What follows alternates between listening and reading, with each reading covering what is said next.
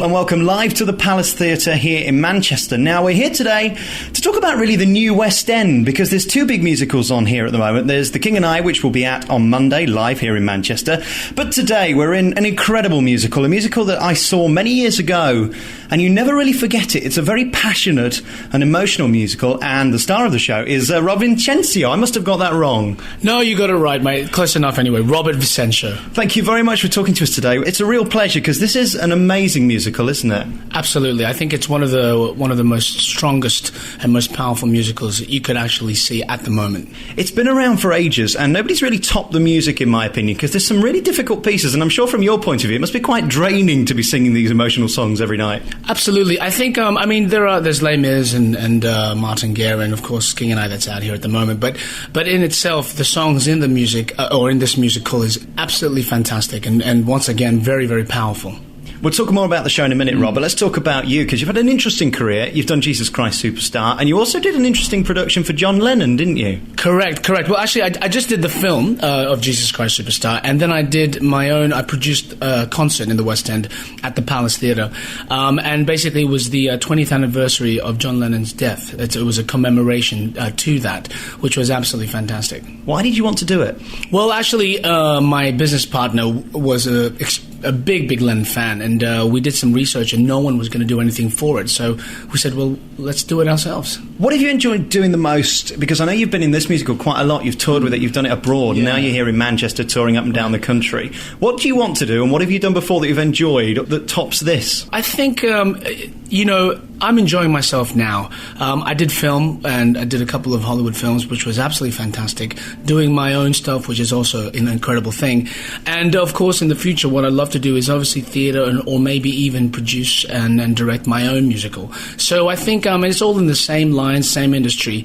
I'm sure there's a lot of things I could top doing this, but at the moment I'm quite satisfied and happily content. How did you get into it? Because it's not an easy path, is it, to get into the musicals and show business? I think show business, in essence, as you said, is not an easy thing to get into. But at the same time, it's easy if you really want to get into it. Go into the right circles. And I think how I got into it was purely coincidental. But then again, you do have to enjoy what you do. What about your background, though? How did it happen? How did you go from where you started to getting here? Wow. I think it basically just started by my interest in music. I would compose songs and play at the church, in school. And I think it just developed, and then I got a role in the school musical. And then from there, I literally went from school into the largest musical in the world, which was Miss Saigon in Australia.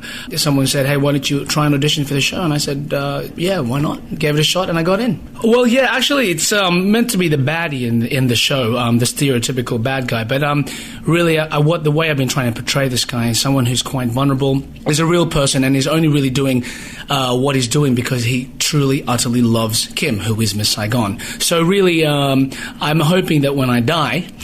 There I go, I spoiled the whole story, is that, people don't actually clap their hands and go, yay, rather than say, oh, what a pity. Let's be honest, the bad roles are always the best to play, aren't they? Yes, they are. Yes, I agree completely. As I say, we're going to have some more music from it in a moment, but let's talk about the show itself. For those who don't know anything about Miss Saigon, just briefly talk us through it. It's a relationship between an American GI and a Vietnamese girl set in the backdrop of the Vietnam War, and is kind of narrated by a character called the Engineer.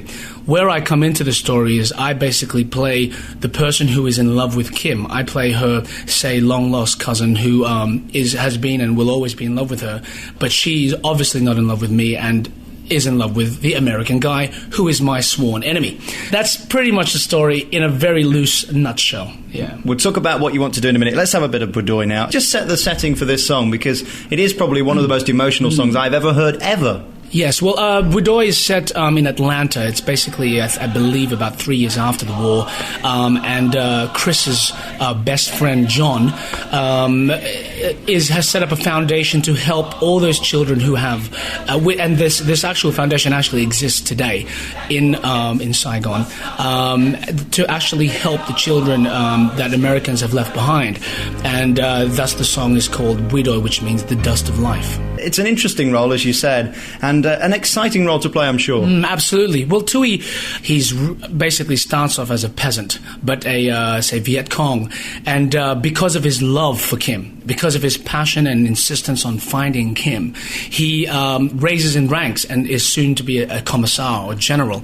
And through that, he uses his power to actually find Kim. And he asks the engineer to find Kim. And basically, that's where the story kind of gets exciting. It must be interesting being in the musicals because you're saying the same lines in the same place, in the same position every night. And I'd say this to a lot of the stars I talk to. How do you mentally cope with that? Because you can't really do any interpretation of it on a nightly basis, can you? I don't. No, I'm kidding. No, it's it's part of the discipline. It's part of the job. You find excitement through little things. You make every night different. You bring on your emotions. I don't try and do it like a robot. I don't try and do it exactly the same every night. I want to do it differently. And that's my choice to make sure that the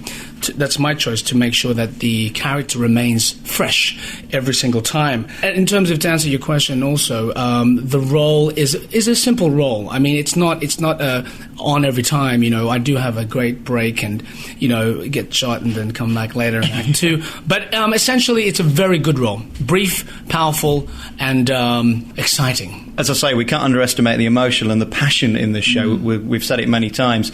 You've got the box office number there. What number do we need to ring if we want to get tickets? 0161 242 2503. I repeat, the box office of Miss Saigon. That's 0161 242 2503. You're very good at this radio business. Have you done it before? Absolutely never in my life. Lovely talking to you today. It's on until the 29th of June. I always ask the question, and I know you'll hate me for asking it, but where do you go from here? What would you like to do next? Your dream job? I would love to produce my own musical. That's my dream job. But what would it be about? That's a secret, because I'm already writing it. Okay. Yeah. Well, if you do have it on stage, and let us come to the opening night, and we'll talk to you then. Absolutely. Pleasure.